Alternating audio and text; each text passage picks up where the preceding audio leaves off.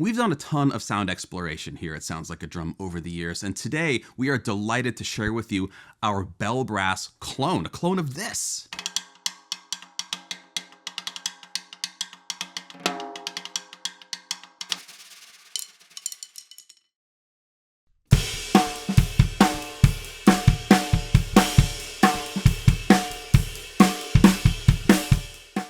Every drum has a lot of sounds in it depending on how you set it up and how you tune it, so when we're setting out to clone a drum, we have to consider what sort of sound out of that drum we want. So we've got a befitting sound out of this Bell Brass in front of us today. Let's give it a listen and see where it's at.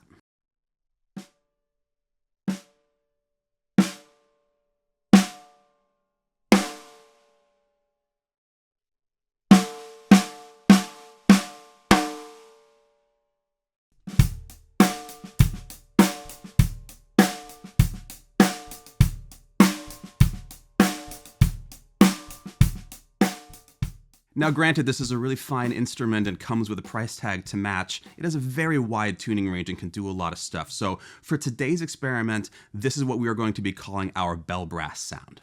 For anyone sitting at home or wherever you're watching us who just suddenly got really freaked out about how that's not a Bell Brass sound or it's not the sound you're expecting, bear in mind that unless you've heard one of these in front of you, it's likely that most any Bell Brass you've heard has had some processing and some mixing and compression and other things added to it. As per usual, this is the raw sound of the drum and this is the sound of a Bell Brass.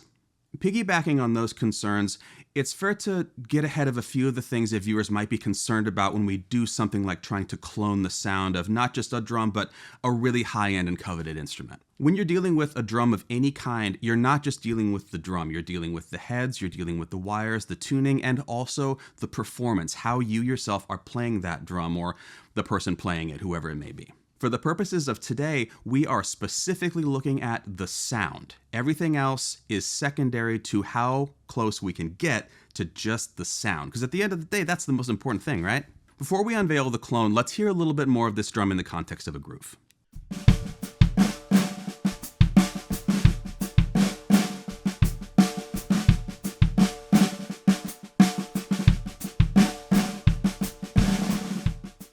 All right, the time is here, the unveiling of our Bell Brass clone. Dun da da dum. Wait, no, before you run away, let me explain what we're gonna do here.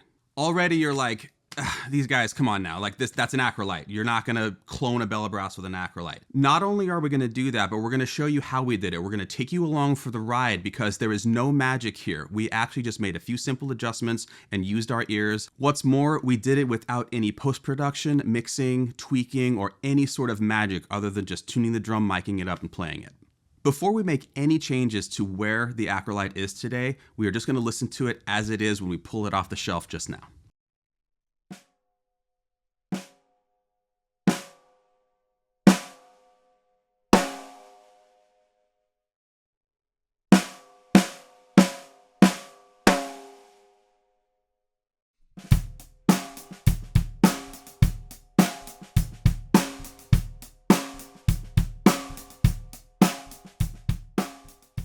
Obviously, this is not sounding like the Bell Brass yet, and it's not meant to, because the idea here is maybe you've got two snare drums or you have access to a second one. When you put those two next to each other, there's a very low likelihood that they're going to sound exactly the same right out of the gate.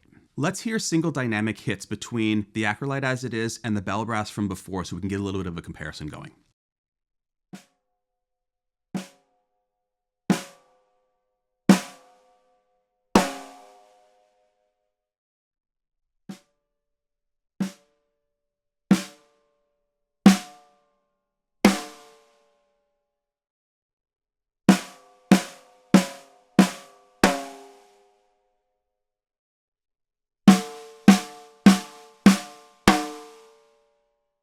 The first couple of impressions that we're getting right out of the gate is that the overall sound of the drum is lower in pitch. There are multiple factors that influence this, but before we get into those, that's the big thing.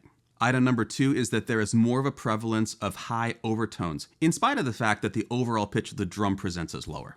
In the interest of focusing on things that we can control and working within the parameters of things we can't, we're not going to get into facets of this drum in particular that may be causing anything that we're hearing. We instead want to leave those as they are and work inside of these limitations.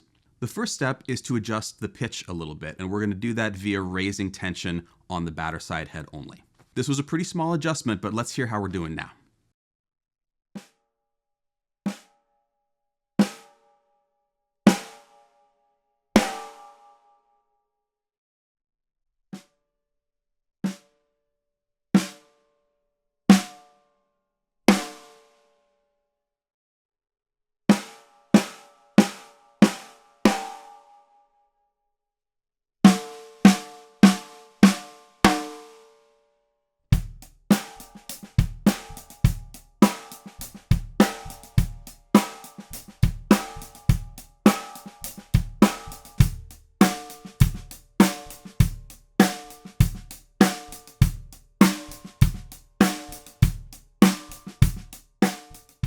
We're on the way, but we're not quite there yet. We are getting a little more brightness in overtones and not as much body as we'd like out of this drum. A great way to get into adjusting that is to adjust the snare side head. We're actually going to reduce tension on the snare side head, just a tiny, tiny bit.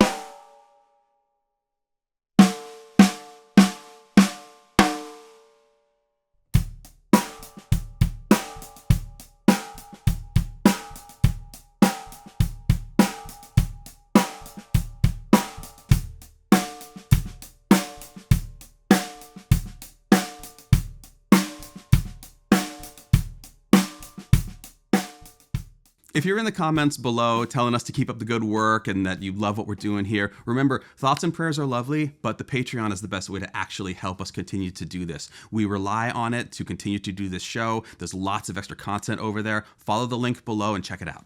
As with many experiments that we do on this channel, some things about tuning a snare drum in particular can seem counterintuitive. Most people want to pitch the snare side head up if they're uncomfortable with whatever it's doing, but this is a perfect example of actually getting what we want by going the other way. We should also say, specifically, because this is important, we didn't measure anything about the tuning of the bell brass before we started adjusting this drum. We didn't take numbers, we didn't check a note or anything like that, because since these drums are different physically, we can't guarantee that if we were to just copy tensions, that we would actually get the same result. In fact, you may have observed that the heads are different, and the wire sets are also different, so we can't transfer much in the way of measurements from one to the next. This was actually an intentional choice on our part because, again, that's more stuff to buy, that's more variables to be concerned with, and if you happen to have two drums available to you, it's not necessarily likely that they're going to have the same heads on them. So working again within the parameters of what we're given, that's the real test of what we're capable of just by using our ears.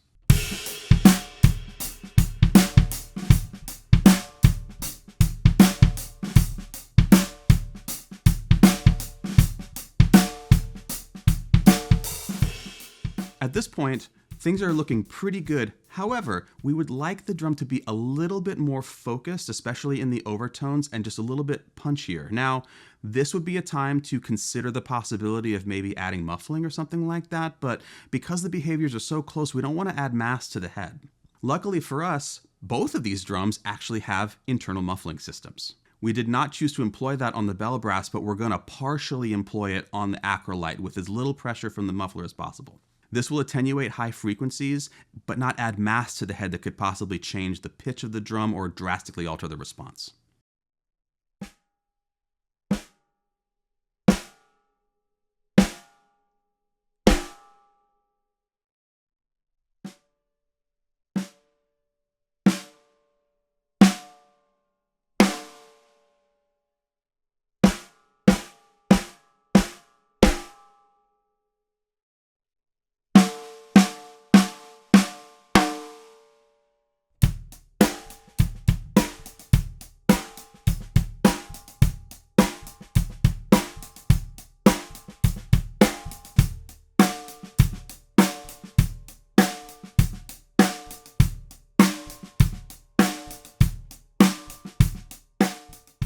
All right, we have arrived. We are in the correct pitch range. We have the body we're looking for. The body to overtone relationship is working for us. And I'm going to tell you, this drum is very loud.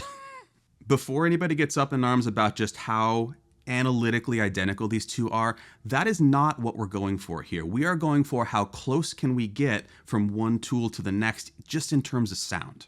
I would also like to share that I have had multiple occasions in my life where I've had the privilege of trying to make multiple bell brasses sound exactly the same. Those were identical drums, allegedly, and that each had their own character. So the idea that you can get a drum with a certain pedigree and that it will automatically be a copy of another one is a little bit of a fool's errand. Let's hear a little bit more of the acrolite in the bell brass sound in context.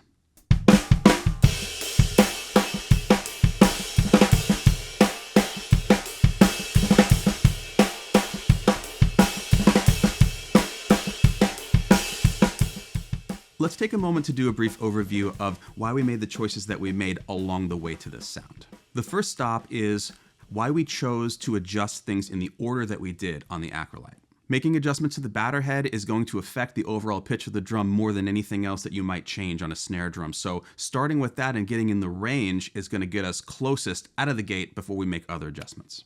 While we identified immediately that the pitch overall needed to go up, we didn't adjust both heads simultaneously because the interaction between the two in the snare drum has a lot more of an effect on the timbre and the sustain of the drum than it really does about the overall pitch. That's why afterward, once we got a sense of what we were getting when the batter was in the range, we could make intelligent adjustments to the snare side head to manipulate that tone and get more overtones or less overtones, different kinds of sustain, and ultimately the correct response. By following our ears, we decided to lower the tension on the snare side head rather than raise it because through our experience, we knew that that was actually going to get us the result that we needed. And if that hadn't worked, we could have experimented in a different way, but because we've had that experience, we knew it would, and it got us what we needed.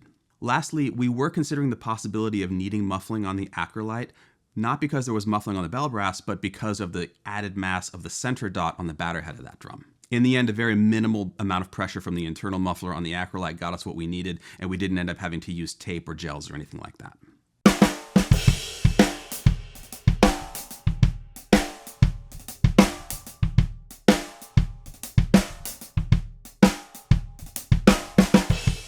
Before anybody asks us to do the same thing with a Black Beauty and a Supra or whatever combination, realize that we don't want to do that and we don't need to do that because what we actually want for you is to do these experiments on your own and use this as an opportunity to train your ears where you have one drum that is a certain kind of sound, or maybe even just a recording, and a drum in front of you that you're using your ears to try to copy. Not just so you can copy it, but also so you can understand the process of going from tuning A to tuning B, and then repeat it and just see how close you can get. The vast majority of this process is really a mental game, both in terms of what you know, what you are comfortable doing, what you feel like you're capable of, and also getting over the idea that the drum in front of you isn't the one that you imagine it to be. Just because this isn't physically a bell brass, we don't want that thought to limit us. Instead, we can just think about the sound.